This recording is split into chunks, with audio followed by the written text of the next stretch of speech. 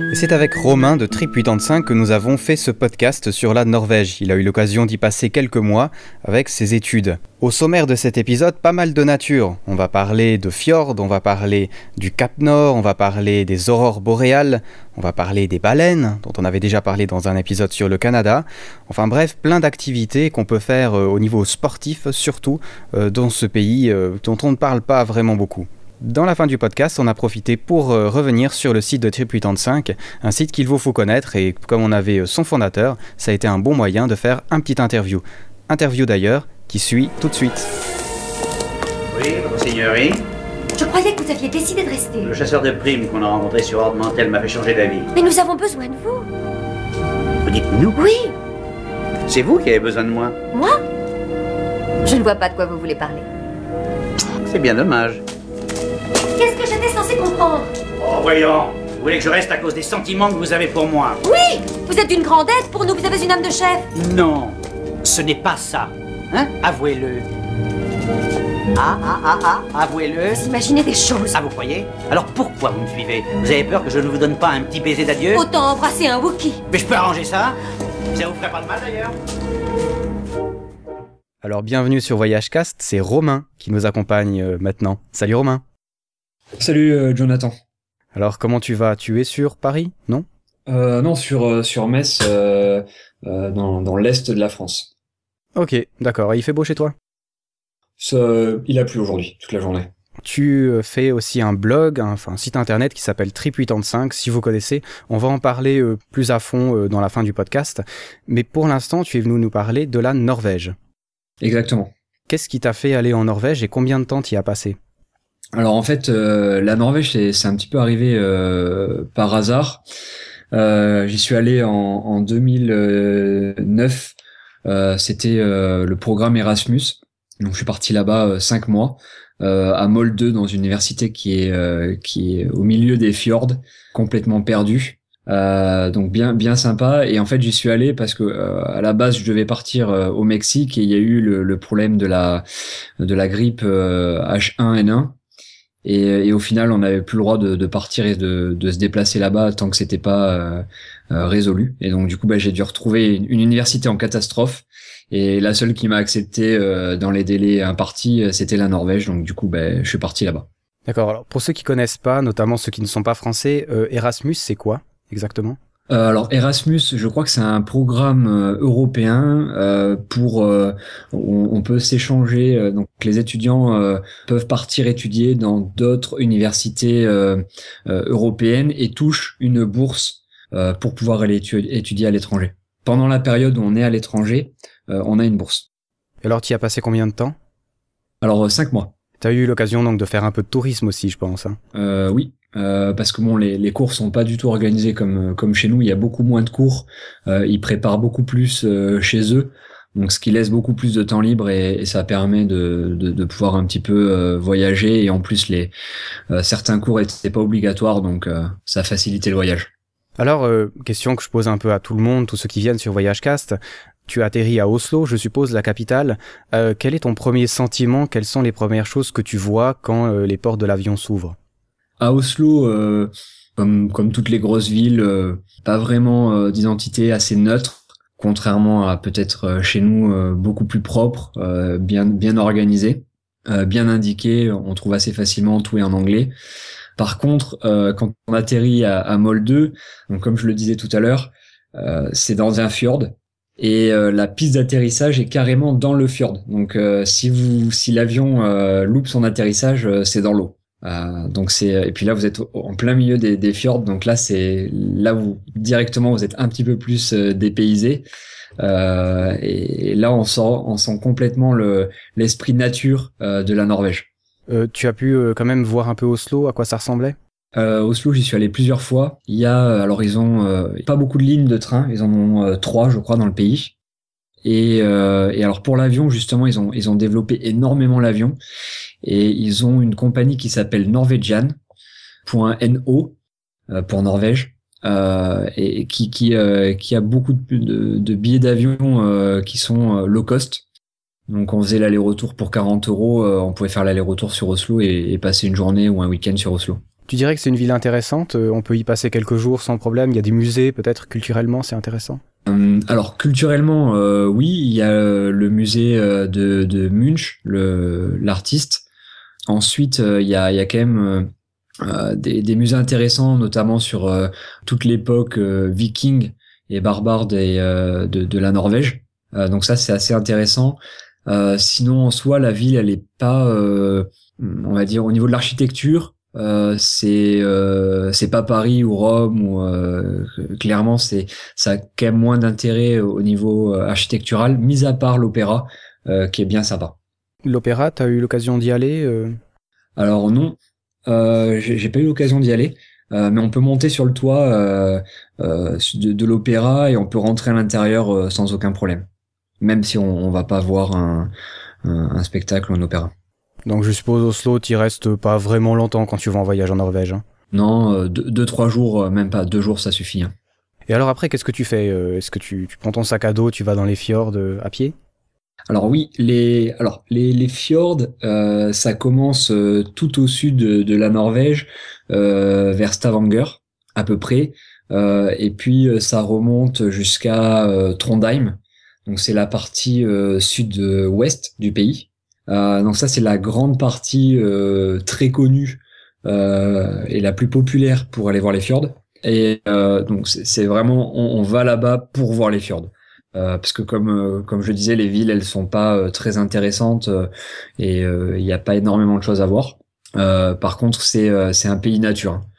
Si on veut faire de la randonnée, voir des fjords, voir des jolis paysages, on y va avant tout pour ça en Norvège.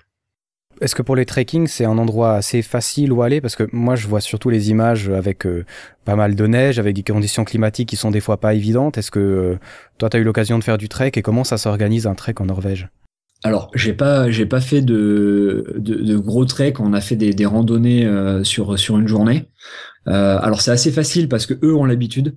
Donc, même quand il y a la neige, bon, parce que moi j'y étais de août à décembre. Vous pouvez voyager en bus, en bateau. Enfin, ils ont beaucoup de ferries ou en avion sans aucun problème. Vous avez aucun retard. Ils maîtrisent complètement la neige. C'est pas un problème. Alors par contre pour faire les treks quand on n'a pas de voiture, ce qui était mon cas, c'est beaucoup plus simple quand on y était en août, septembre et après octobre ça commence à être déjà un petit peu plus compliqué parce que dans les régions là vous y avez pas accès. Si il y a que des bus, les bus et les bus ne fonctionnent pas. Vous pouvez pas y aller autrement qu'en voiture. Et l'été par contre à l'inverse, il faut utiliser les bus. Et pas y aller en voiture parce que vous avez en fait les bus sont prioritaires et en Norvège il y a beaucoup d'endroits où il y a pas de pont, vous êtes obligé de prendre un ferry et du coup vous pouvez vous taper 2 ou 3 heures de queue à attendre votre tour pour monter sur le ferry alors qu'avec le bus vous passez devant tout le monde et puis et sans aucun problème. Est-ce que ça vaut la peine de passer plusieurs jours dans le même fjord ou bien est-ce que tu conseillerais plutôt de faire chaque fois un jour par-ci, un jour par-là en mettant chaque fois des kilomètres entre deux en voiture ou en bus? Mis à part le plus connu qui s'appelle le Gerangerfjord qui se trouve près de Molde là où j'étais. Mis à part celui-là qui est le plus connu de Norvège et certainement l'un des plus beaux au monde. Après, je dirais une journée, ça suffit, et aller d'étape en étape, faire des kilomètres entre chacun. Je vois qu'il y a par exemple le Cap Nord aussi. Si tu as eu l'occasion d'y aller, parce que c'est un cap quand même assez connu. J'y suis pas allé. Alors, je suis allé à Tromsø. C'est un petit peu moins haut, c'est au 66e parallèle, je crois, si je me souviens bien. Donc en fait on n'y est pas allé parce que là pour le coup il faisait tout le temps nuit, donc on y est allé en plein hiver en décembre pour aller voir les aurores boréales. Donc on n'est pas monté jusqu'au Cap Nord. Par contre certains l'ont fait et m'ont dit en fait ça s'arrête et on voit la mer. Et donc il y a pas forcément voilà c'est juste le fait d'y être et d'être au bout de la Norvège qui fait que ça rend la chose un petit peu insolite, mais sinon rien de bien formidable à voir au Cap Nord. Tu m'as parlé alors court des aurores boréales. Est-ce que ça se voit facilement ça? Est-ce que justement, parce que j'ai entendu que c'était plus on se rapprochait du nord et plus c'était facile d'en voir en fait, non? Exactement. Alors, il faut sortir de la ville. Par exemple, nous, le premier soir, on est arrivé, on les a pas vus, et alors qu'il y en avait plein, et parce qu'on était justement, en fait, la lumière de la ville fait que ça empêche de voir les aurores boréales. Donc, il faut s'éloigner de la ville si on veut les voir. Et après, il faut avoir le coup d'œil. Nous, on était avec des personnes qui connaissaient un petit peu, donc c'était beaucoup plus simple. Mais pour des novices, si c'est la première fois que vous y allez, c'est un petit peu compliqué parce que vous verriez, vous allez pas voir où elles vont commencer. Et donc c'est ça le plus important, de savoir où elles vont commencer pour juste être à côté et voir le phénomène se passer en direct. Alors, peut-être une question personnelle, est-ce que c'est aussi beau que quand on le voit à la télé? Parce que moi, c'est un peu le problème des fois avec les trucs qui paraissent beaux, c'est qu'on les a tellement vus qu'on se dit, mais le jour où on les voit en vrai, on sera déçu. Alors, est-ce que pour toi, t'as été déçu ou est-ce que ça vaut vraiment la peine de le faire? Ah non, ça vaut vraiment la peine de le faire. C'est vraiment une des plus belles expériences de voyage que j'ai eues. Et en plus, on a eu beaucoup de chance parce que le ciel était dégagé. Il y en a eu beaucoup. On en a eu de toutes les couleurs. Celle qu'on voit le plus souvent, c'est la verte. Il en existe des bleus et des roses. On a eu de la chance. On en a vu des roses et des vertes. Et on en a vu plein qui s'animaient dans tous les sens, au-dessus de nous, au loin, sur les côtés. Il y en avait vraiment partout. On avait vraiment eu beaucoup de chance sur ce coup-là. D'accord, donc un truc absolument à faire si on va en Norvège. Ça me fait penser, tu en as parlé un petit peu avant, le jour polaire ou la nuit polaire ou le soleil de minuit, c'est des choses avec lesquelles il faut aussi réfléchir quand on va en Norvège, parce que ça dépend quand on vient et à quel lieu on se trouve, on peut être embêté, quoi. Exactement. Peut-être si l'intérêt d'aller au Cap Nord avec le soleil de minuit, c'est de voir qu'à minuit, en fait, le soleil ne va pas partir derrière l'horizon. En fait, il va frôler l'horizon, il va remonter. Donc, ça fait qu'il fait tout le temps jour. Donc ça, c'est un phénomène qu'on peut observer au mois de juin, principalement. Après, si vous y allez en juillet-août, il fera quelques heures de nuit. Et à l'inverse, au mois de décembre, à aller janvier-février, vous avez que quelques heures de jour. Et voire même, c'est juste, vous avez l'impression que le soleil va se lever, mais en fait, il se lève pas. Vous êtes dans l'aurore. Vous avez l'impression que c'est le matin. Et en fait, le soleil se lève pas. Mais pendant juste 3 heures. Donc même les lampadaires, tout reste allumé dans la ville. Ils éteignent jamais. T'as vécu ça, toi? Oui, donc quand on y était en décembre là pour aller voir les aurores boréales, donc le jour se lève vers les 10h30, 11h, et se couche aux alentours de 2h de l'après-midi. Donc c'est assez perturbant parce que bon, alors la première journée, on est encore dans le rythme des horaires normaux, donc ça pose pas trop de problèmes. Mais par contre, dès que à passer 1 ou 2 journées, alors là, vous êtes complètement déphasé, vous savez pas quand dormir, quand manger, vous êtes complètement déboussolé.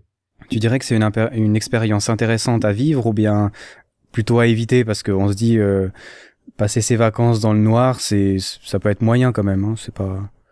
Bah, c'est pas ce qu'il y a de plus sympa, mais bon, après il y a quelques musées à faire sur Tromsø.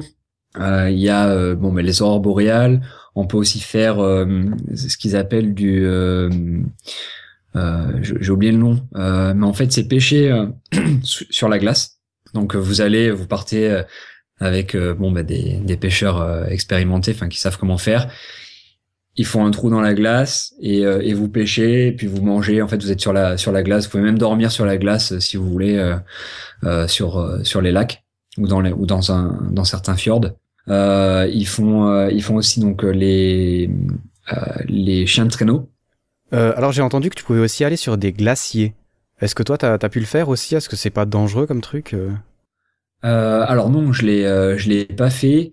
La plupart des Norvégiens recommandent qu'on le fasse quand même au moins une fois si on n'est pas un expert, de le faire avec via une agence ou quelqu'un qui sait comment le faire, parce qu'il faut aussi un matériel adéquat, mais ça coûte très vite très très cher en Norvège, une telle activité. Oui, bon, remarque, c'est un peu la même chose en Suisse. On peut aussi aller sur des cascades, sur des glaciers. Et on peut y aller à pieds nus, hein, si on a envie, si ça nous fait plaisir. Mais effectivement, il vaut mieux prendre un guide. Et il y a souvent des touristes qui se mettent dans des situations un peu compliquées. Donc, comme d'habitude, on le dit, on le répète sur VoyageCast, si vous allez dans un endroit que vous ne connaissez pas, allez avec un guide au début. C'est vrai que ça a le désavantage de coûter un peu cher, mais en même temps, le jour où vous serez mort, vous emporterez rien dans la tombe. Donc, voilà, faire un peu attention, c'est pas idiot, accessoirement ça peut mettre en danger la vie d'autres personnes. Donc peut-être ça à faire, mais bon, tu l'as pas fait, tant pis, c'est pas grave. Ça te donne une bonne occasion de retourner là-bas, quoi. Exactement. Fjord, glacier, aurore boréale, est-ce qu'il y a d'autres choses à faire par là-bas? Les Norvégiens sont des fanas de ski, donc on peut aller skier. Notamment l'hiver, c'est plus dans le sud, hein, le sud-ouest du pays où vous pouvez skier. Ensuite, donc il y a tout ce qui est trek. Alors ça, pareil, hein, tous ceux qui aiment faire ça peuvent s'en donner à cœur joie parce qu'il y a vraiment de quoi faire en Norvège.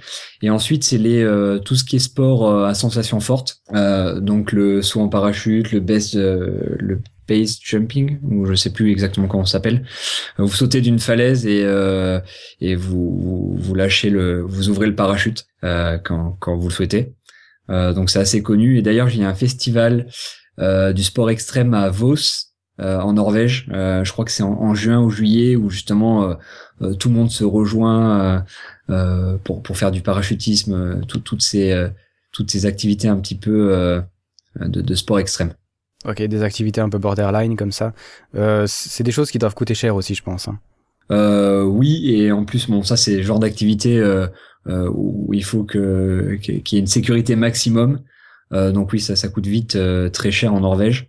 Puis je pense par exemple à l'escalade, au parapente, ou des descentes en VTT, du kayak, toutes ces choses-là dans le sud-ouest du pays notamment sont des choses que vous trouverez assez facilement parce que encore une fois les Norvégiens sont fanas de ce type d'activité. Ouais, sur l'escalade, ils sont vraiment pas mal et il y a des coins qui sont vraiment magnifiques. Et là, ça nécessite, c'est pas du sport extrême, l'escalade, on peut le faire relativement facilement, c'est juste une question de matériel. Ça peut être pas mal du tout, hein, quand même. Ça me fait penser, on parle beaucoup de choses qui se passent dehors. Est-ce que tu fais facilement du camping en Norvège? Alors, sûrement pas quand il fait -20, mais est-ce que dormir dehors, c'est quelque chose qui s'envisage quand tu voyages là-bas? Oui, donc ça c'est pas un problème. En Norvège, ils sont beaucoup équipés en camping, notamment pour les touristes étrangers, parce que ça coûte vite très très cher en Norvège, que ça soit la nourriture ou l'hébergement. Donc ils ont ils ont aussi un côté nature, un rapport avec la nature qui est beaucoup plus fort que chez nous. Donc le camping est sans aucun souci faisable en Norvège. D'autres choses à faire en Norvège qui sont intéressantes que tu conseillerais à des futurs visiteurs? Alors j'ai eu l'occasion quand j'étais en Norvège, c'était en novembre, je crois, ils ouvrent à Lillehammer, là où il y a eu les JO en je sais plus quelle année. Ils ont encore conservé la piste de bobsleigh olympique où justement les Norvégiens s'entraînent. Et il l'ouvre aux touristes une fois par semaine pendant un mois à peu près. Et vous pouvez du coup vivre l'expérience dans un bobsleigh. Et donc c'est assez impressionnant parce que vous descendez, donc la personne qui pilote est je crois le champion de Norvège. Donc c'est pas n'importe qui conduit qui pilote l'engin. Et ensuite derrière par contre vous avez aucune sécurité, donc vous devez signer une décharge parce que c'est pas comme ils nous l'ont dit, c'est pas un manège, c'est vraiment du vrai bobsleigh sur la glace. Donc on prend 5 ou 6 G à peu près. C'est assez impressionnant et assez physique, hein. Ouais, site Jeux Olympiques d'hiver de 1994. 94 c'est 84, hein, donc 80. Non, 94. 94, d'accord. Oui, je sais que vous comptez bizarrement en France, mais ça doit être ça. Ok, donc un truc à faire pas mal, mais bon, enfin pas à faire quand on a un certain physique quand même, hein, je pense. Non, il y avait des filles qui l'ont fait. Bon, ça secoue pas mal. En fait, on a énormément de mal à tenir la tête en hauteur. Donc l'intérêt quand même de faire du bobsleigh, c'est de voir ce qui se passe et d'avoir une montée d'adrénaline. C'est surtout pour ça qu'on le fait. Donc le plus dur, c'est de garder la tête levée pour pouvoir voir ce qui se passe. Ouais, bah, il fallait regarder Rasta Rocket avant. Exactement. Ok, pas mal. Ça c'est sympa. Ça a l'air assez insolite comme truc. Vraiment pas mal du tout. Y a d'autres trucs comme ça, un peu fun comme ça à faire en Norvège? Oui, alors ça plutôt activité d'été, plutôt dans le nord, vers Tromsø. On en a parlé tout à l'heure au niveau des activités hivernales, mais au niveau de l'été, je sais plus à quelle période exactement.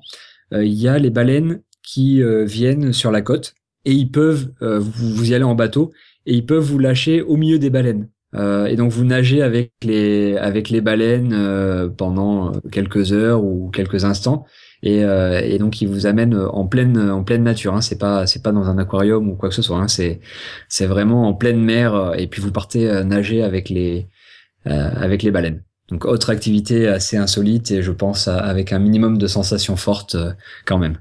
C'est peut-être une question bête, mais elle est pas froide l'eau en Norvège? Si, parce qu'il y en a qui se baignent l'hiver même. D'ailleurs, je sais plus à quelle période il y en a qui se baignent dans les lacs gelés. Je crois que c'était 5 ou 6 degrés. Sinon, la température, elle doit être dans les 15 degrés de l'eau l'été, hein, pas plus. Hein. Ouais, donc ce que je pensais pour aller voir les baleines, ouais, c'est quand même assez froid, quoi. Non, mais ils donnent des combinaisons. Hein. Ah oui, d'accord. D'ailleurs, si les baleines vous intéressent, on avait fait un podcast justement sur aller voir les baleines en kayak, mais au Canada pour ce coup-ci. Et du coup, sauf erreur, on peut aussi facilement faire du canoë et du kayak en Norvège. Toi, t'as pu en faire? Non. Non, j'en ai pas fait. Non, j'en ai pas fait. J'ai pas eu l'occasion en fait d'en faire. Ouais, parce que je sais, alors c'est plutôt en hiver que j'avais vu des offres. C'est quand même assez cher, mais il y a l'occasion de faire une bonne partie de la côte en canoë et de camper un peu au bord, quoi, qui a l'air vraiment intéressant. Mais c'est vrai que l'inconvénient avec la Norvège, j'avais voulu y aller une fois, c'est que c'est quand même très très cher comme pays. Hein. C'est d'ailleurs un des pays qui avance le plus au niveau économique et c'est vrai que ça se ressent un peu sur les prix quand même. Ok, alors baleine, sympa. D'autres trucs sympas?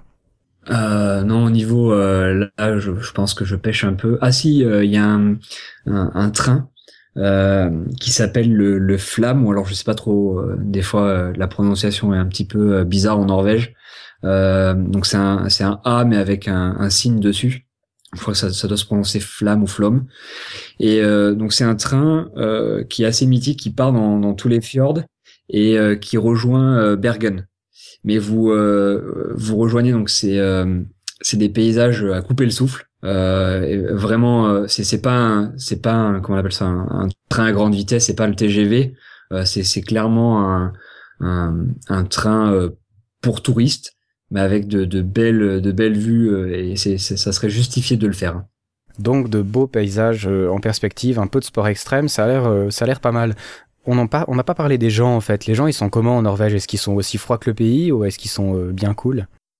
Alors, à l'inverse de chez nous, les gens sont plus abordables dans le nord que dans le sud.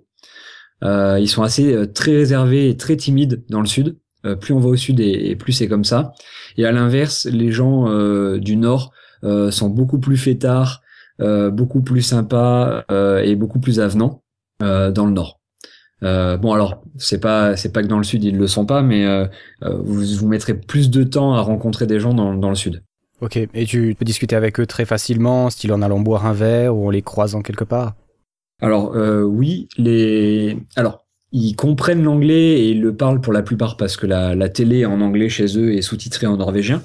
Donc ils vous comprendront, il y aura aucun problème pour parler anglais en Norvège. Mais ils sont assez timides. Alors vous aurez peut-être un petit peu de mal au début et le mieux c'est quand même de sortir parce que il faut le dire, après quelques verres c'est quand même beaucoup plus facile de communiquer avec eux. Oui, c'est le cas d'un peu dans tous les pays. Hein. Généralement, une bonne bière ou un bon alcool, ça facilite assez le contact. Hein. Mais toujours avec modération, bien sûr. Hein, attention. D'ailleurs, on parle boisson. Alors, est-ce qu'il y a des choses intéressantes à boire et à manger en Norvège? Alors au niveau de la nourriture, j'ai pas pu tester grand chose parce que les restaurants sont extrêmement chers. je crois de mémoire, il faut compter 40-45 euros pour ne serait-ce qu'un petit resto basique où chez nous on paierait 15-17 euros le menu. Alors à manger, on est allé à Bergen. Il y a un marché aux poissons, je sais plus quel jour, qui est assez sympa et on était tombé sur des Français qui travaillaient justement là-bas en Norvège et donc ils nous avaient fait goûter tous les saumons, les différents saumons qu'ils ont. Donc ils ont des saumons de mer, ils ont des saumons de rivière, de lac. Après il y en a qui fument, il y en a aussi qui font mariner. Donc on a pu tester tous les différents types. Ça c'est très très bon. Ensuite ils mangent beaucoup de rennes. Alors ça par contre ils font beaucoup de saucissons, de viande avec.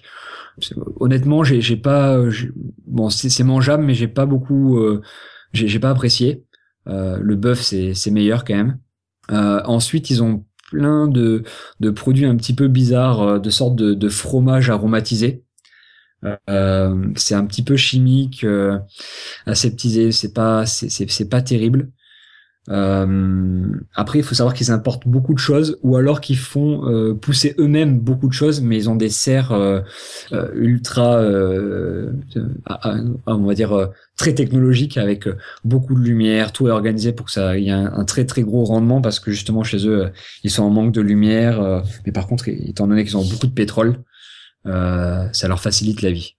D'accord, pas mal les saumons. Hein. Ça coûte cher le saumon là-bas, ou bien justement comme c'est un pays qui est producteur, tu peux t'en tirer sans trop dépenser?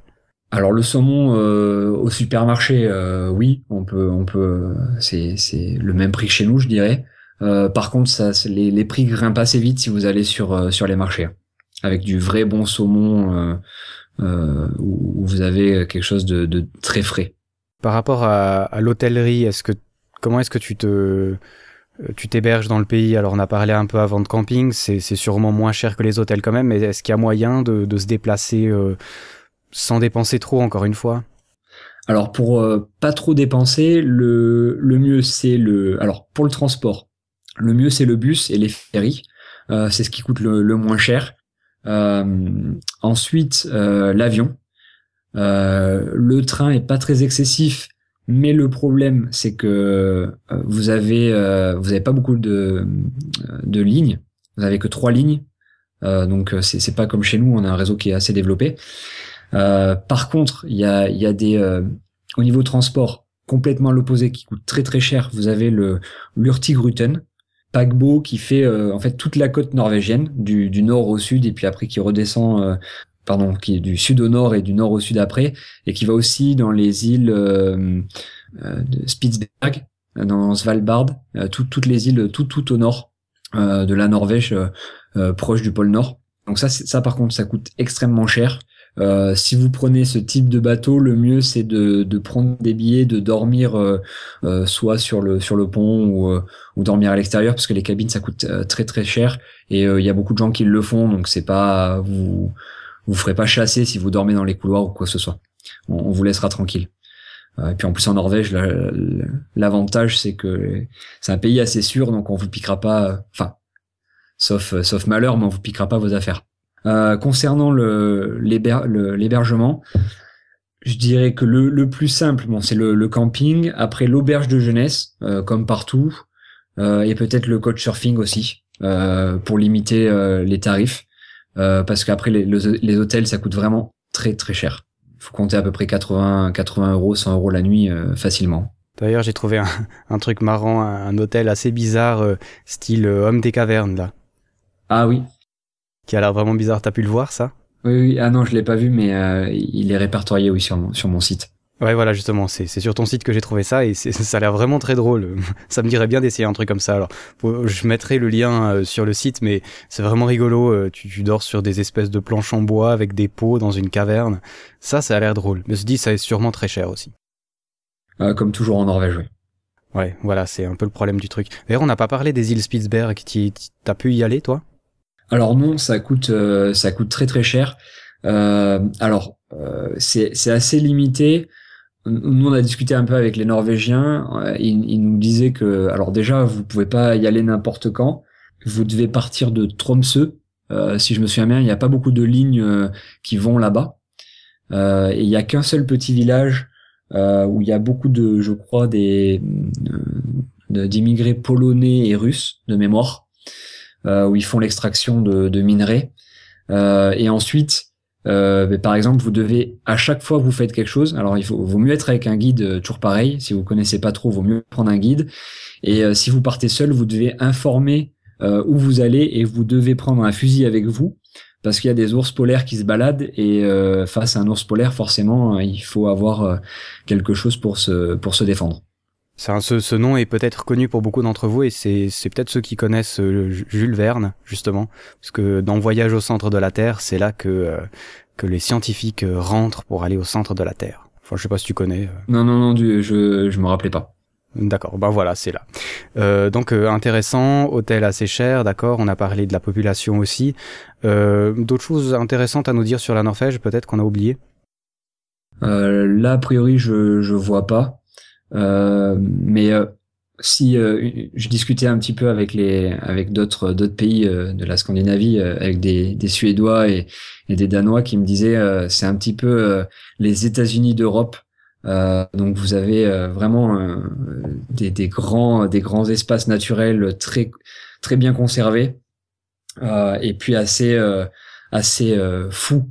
Vous êtes vraiment sur le cul quand vous voyez les paysages norvégiens qui sont assez impressionnants, et c'est un petit peu, on a un peu le même effet quand on est aux États-Unis devant le Grand Canyon ou d'autres choses, d'autres parcs américains.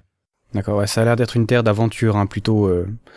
Ça a pas l'air, ça ressemble encore pas à un zoo ou à un parc où tout est défini, quoi. Non, exactement. C'est ça qui est bien. Eh ben merci pour ces conseils sur la Norvège, j'espère qu'on vous a redonné envie d'y aller. Alors bon, en résumé, un pays intéressant pour l'aventure, pour les paysages, mais voilà, d'un autre côté, c'est aussi assez cher, alors voilà. Peut-être qu'on préfère aller dans des pays un peu moins chers. C'est vrai que c'est toujours le problème pour nous Européens. On se dit, ouais, entre aller en Norvège et aux États-Unis, si ça coûte le même prix, on est beaucoup à vouloir aller aux États-Unis, quoi. Enfin, je sais pas comment tu le vois, mais moi, il me semble que c'est un peu ça, quoi. Exactement. Voilà, c'est résumé. Alors, on a parlé un peu, juste au début, que tu avais un site internet ou un blog, je sais pas comment tu veux l'appeler, qui s'appelle Trip85. Et est-ce que tu veux nous parler de ça? Voilà, alors, premier, pourquoi est-ce que tu l'as fait et qu'est-ce qu'il a de spécial, ce site internet? On a créé le site donc Trip85 pour les Français. Trip85.com, c'était à la base pour mettre nos voyages et toutes nos activités, nos idées de voyage, comment on avait fait, combien ça coûtait, à disposition de nos proches qui nous demandaient souvent qu'est-ce qu'il fallait faire, comment on avait fait, où est-ce qu'il fallait aller, combien ça coûtait. Donc du coup, on a mis tout ça en ligne pour faciliter un petit peu la communication avec nos proches. Ils pouvaient aller piocher quand ils voulaient, comme ils le souhaitaient, puis c'était à la disposition de tous. Et au final, on s'est un petit peu pris au jeu, et puis on a bien aimé faire le site internet. Ça nous a permis de rentrer en contact avec d'autres personnes, d'autres amoureux du voyage. Donc on a continué, et puis le site a grossi au fur et à mesure et est devenu de plus en plus populaire. Donc ça vous pousse à continuer et ça vous encourage à continuer. Alors par contre, est-ce que c'est un site ou un blog? C'est un petit peu des deux. On a pris. Alors l'avantage du blog, c'est que vous pouvez parler de tout ce que vous voulez. Donc vous pouvez faire des articles sur les sujets qui vous intéressent. Par contre, le problème, c'est que les articles, dès que vous en créez des nouveaux, les anciens partent vite dans les vieilles pages, et puis du coup, plus personne les lit. Donc on s'est dit, on va organiser ça de manière un peu comme un site. Donc on va créer des articles, donc vous pouvez voir dans le blog, et ensuite on va les organiser par thème. Vous les retrouvez justement dans différents onglets, et tous sont répertoriés et rangés pour faciliter après l'accès pour des personnes qui nous découvrent ou des personnes qui ont juste envie d'avoir des informations sur telle ou telle chose. D'accord. Ton but, on va dire final, si tu pouvais vraiment faire le site parfait dont tu rêves, ce serait quoi? Ce serait vraiment de parler de chaque pays, parce que tu parles quand même d'un nombre impressionnant de pays, avec quand même énormément de liens vers des hébergements insolites, vers justement, comme tu as dit, des places intéressantes à aller voir, des horaires, etc. Quel est le but final, on va dire, que tu veux atteindre? Alors le but final, on n'y arrivera pas, je pense pas. Ça serait d'avoir une sorte de guide géant un Lonely Planet géant, par exemple, pour pas les citer, disponible à tous, complètement gratuit, avec tout ce qui se passe autour du voyage. Donc, par exemple, avec toi, Jonathan, on a mis en place le partenariat sur le site, parce que des personnes qui cherchent à voyager dans tel ou tel pays, ça peut peut-être des fois leur donner des idées d'écouter tes podcasts alors qu'ils sont pas forcément amateurs de podcasts. Donc c'est tout ce qui tourne autour du voyage et le retrouver facilement et simplement pour pouvoir l'organiser. Le but, c'est que des gens qui ont l'habitude de faire des voyages tout organisés via des agences commencent à se dire finalement c'est pas si compliqué. Ils peuvent piocher dans les idées qu'on a et s'organiser eux-mêmes leur voyage. Bon, bien entendu, les globetrotters confirmés n'ont pas besoin de Trip 85 pour organiser leur voyage, mais ça s'adresse plus à une population de non-initiés, on va dire. Ouais, je vois que tu fais des vidéos d'ailleurs aussi, t'en as quelques-unes sur Paris, sur la route 66. C'est aussi un canal que tu essayes d'explorer, je pense. Alors oui, c'est donc là je me suis équipé récemment dans un meilleur matériel. Donc je pense que je vais développer ça. Par contre, je sais pas encore comment, je sais pas très bien comment le développer, qu'est-ce qui intéresse les gens, qu'est-ce qui pourrait faire que ça marche. Pour l'instant, j'en ai aucune idée et je suis vraiment qu'aux prémices. Finalement, ça pourrait être intéressant, au niveau personnel, bien sûr, moi ça m'intéresse parce que je fais du podcast aussi, d'avoir un site où t'as de l'écrit avec des informations très courtes, comme tu en as déjà beaucoup, parce que je trouve que ton site est quand même très utile parce qu'on a justement un regroupement d'informations d'une façon quand même très très claire. Contrairement à certains endroits, on aura aussi des informations, mais qui seront un peu plus compliquées à chercher. Si on a du podcast avec l'audio, si on a des vidéos pour ajouter l'image à l'audio, parce que c'est vrai qu'on parle de certaines choses, un fjord, ça veut rien dire comme ça en parlant, mais quand on voit des images, c'est quand même un peu plus joli. Ça fait un truc assez complet après, je trouve. Je trouve que c'est pas mal, quoi. Ah, oui, après c'est toujours pareil. C'est donc le but, c'est de sortir des sentiers battus, justement en proposant des activités aussi insolites, des hébergements insolites, des événements, parce qu'un voyage aussi, ça peut s'organiser. Au final, les idées de voyage peuvent venir de n'importe où. Par exemple, un événement, vous voulez aller au Brésil voir le carnaval de Rio, ou vous voulez aller faire le marathon de New York. Voilà, donc ça peut initier un voyage, comme peut l'être aussi faire un voyage une route mythique ou un train de légende, ou faire tout un circuit en vélo. Voilà, donc on essaye de regrouper beaucoup de voyages et c'est surtout une source d'inspiration pour les voyageurs en herbe. Excellent. En tout cas, c'est pas mal. On espère que ça va pouvoir progresser, hein. On est content de ça. C'est toujours pratique d'avoir des infos parce que c'est vrai qu'Internet est immense, mais comme on le dit de temps en temps entre nous, il y a plus de vidéos de chats qui font les imbéciles que d'informations vraiment pertinentes. Donc c'est vraiment pas mal. Même si on aime quand même les petits chats. Peut-être une dernière question. Quel est le voyage que tu as vraiment préféré faire? Et ensuite, quel est le voyage de tes rêves que tu feras ou pas? Alors, celui que j'ai préféré, je pense que s'il y en avait un que je devais refaire, ça serait l'Australie. C'était vraiment génial. On avait fait le tour, enfin pas le tour complet, mais en fait on avait pris un van depuis Sydney, on était descendu sur toute la côte sud. On est remonté par le centre, on a traversé tout le centre dans l'Outback et on a rejoint après, en traversant toujours l'Outback, la côte est de l'Australie qu'on a redescendu. On a fait tout ça en van, ça faisait à peu près 11 000 kilomètres. On a rencontré plein de gens géniaux, plein d'animaux bizarres qu'on connaissait pas, plein de paysages vraiment magnifiques. L'expérience aussi. On s'est senti beaucoup plus... on ressentait beaucoup plus la sensation d'aventure en Australie plutôt qu'aux États-Unis. On avait beaucoup plus la sensation des grands espaces là-bas. Donc c'était vraiment une très belle expérience et que je conseille, même si c'est un pays qui est beaucoup visité.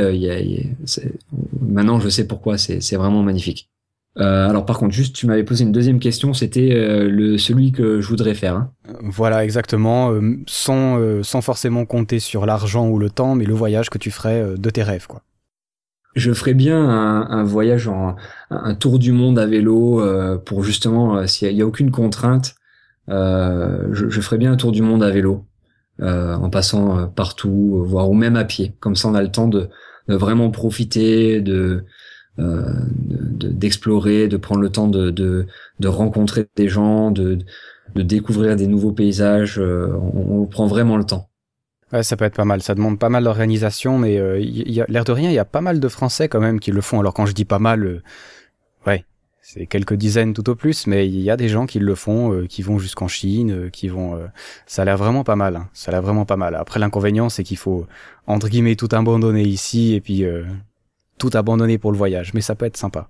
Mais bon, après, c'est toujours la contrainte de temps et de travail. Voilà, c'est ça, on a tous le même souci, mais ça fait rien, on continuera à voyager quand même, hein, il y a assez d'endroits à aller voir. Exactement. En tout cas, ça m'a fait super plaisir de t'avoir, vraiment, de te connaître et tout ça. On va probablement se rediscuter ensemble, pourquoi pas refaire un podcast sur autre chose. En tout cas, c'est vraiment sympa, je vous encourage de toute manière à aller sur le site de Trip 85 pour prendre connaissance des hébergements insolites, des prochains endroits où vous voulez aller. C'est très intéressant, c'est très pratique et c'est très épuré, on va dire. Et puis, je te souhaite une bonne soirée maintenant et puis un bon appétit. Merci Jonathan. J'ai aussi pris pas mal de plaisir à faire le podcast avec toi et puis j'espère qu'il sera aussi professionnel que tous les autres que j'ai pris plaisir à écouter. On verra ça. Allez, ciao. Merci, ciao. Les enregistrements s'arrêtent ici. Nous n'avons pas pu établir que la troll sécurité pour tous existait réellement. Cependant, une confirmation indirecte a été donnée par le Premier ministre Jens Stoltenberg lors d'une conférence de presse à Oslo le 25 juin 2010. La presse n'a pas relevé l'allusion. Nous réduisons au maximum l'impact sur la nature. Bien sûr, tous ces pylônes ne sont pas agréables, esthétiquement parlant, et ça je le sais. Le problème, c'est que tout le monde veut de l'électricité, mais surtout pas de ligne électrique dans sa région. C'est une contradiction, et en Norvège, nous avons des trolls. Donc, nous avons besoin de pylônes pour faire passer les lignes à haute tension. C'est un fait. Coupé, la conférence est terminée, merci. Un grand merci à Romain encore pour sa disponibilité. C'était vraiment très sympa de partager sur la Norvège avec lui. En parlant de Norvège, vous trouverez des liens sur l'article, sur la plupart des choses dont on a parlé sur le podcast. Alors, j'ai pas réussi à tout trouver parce qu'il y a des noms un peu compliqués, mais ça vous donnera en tout cas une bonne idée. Et puis, si vous avez envie d'avoir plus d'idées à propos de la Norvège, je vous invite vraiment à vous rendre sur le site de Trip 85. Il y a des conseils, des liens vers des lieux insolites à visiter. Il y a vraiment, on va pas dire forcément tout ce que vous avez besoin pour aller en Norvège, mais en tout cas la plupart des choses. Au début de l'interview, vous aurez sans doute deviné qu'il s'agissait de Star Wars, c'était l'Empire contre-attaque. Alors pourquoi un peu de bande son de ce film ? Eh bien tout simplement parce que le début qui est filmé sur la planète Hoth a en fait été tourné en Norvège, puisque la planète Hoth n'existe pas, ou on ne l'a pas encore trouvée en tout cas. Et c'est donc dans un glacier assez dangereux que ces scènes ont été tournées, ces scènes d'extérieur assez magnifiques, on se rappelle, où le pauvre Luke se fait presque manger par un Yeti. Au niveau du deuxième film, il s'agit de Troll Hunter, qui est un film norvégien qui se déroule en Norvège. Vous aurez donc l'occasion de voir pas mal de paysages assez sympathiques. Le film se résume ainsi, il s'agit d'étudiants qui font un interview d'un chasseur de trolls. C'est assez original, c'est assez bien fait, la caméra est à l'épaule, ça ressemble un peu à Cloverfield, on peut dire, un peu cette technique qui a été importée de projet Blair Witch. C'est un film vraiment sympa et c'est assez rare d'avoir des films norvégiens, donc je vous encourage vraiment à aller le voir. C'est un film qui a coûté assez peu cher et qui est quand même très bien fait, qui est très intéressant. Allez le voir, il y a aussi beaucoup de groupes de musique norvégiens dans ce film qui est assez sympa, et puis voilà, faites-vous plaisir. Voyage Cast, épisode 15, la Norvège, c'est fini. Vous pourrez cependant écouter les 14 autres podcasts, ils sont sur le site. Vous les trouverez aussi bien sûr sur iTunes. On a parlé entre autres dans les derniers du Zimbabwe, du kayak au Canada, de la Corée du Sud. On a vraiment déjà quelques pays intéressants à visiter grâce à VoyageCast. Le prochain podcast, je sais déjà de quoi il parle puisqu'il a déjà été enregistré. C'est avec Eric Bataille qui nous avait déjà parlé du Zimbabwe. Il est venu nous parler du Sri Lanka, un pays qui est assez éloigné des zones touristiques et pourtant, ça va certainement être un des prochains pays intéressants à visiter. Encore un pays un peu comme le Zimbabwe qu'il faut visiter maintenant avant que le tourisme de masse s'y intéresse. Et c'est bien sûr dans VoyageCast épisode 16 qui sortira dans 2 semaines. Alors en attendant, voyagez, sortez couverts et ciao, bonsoir.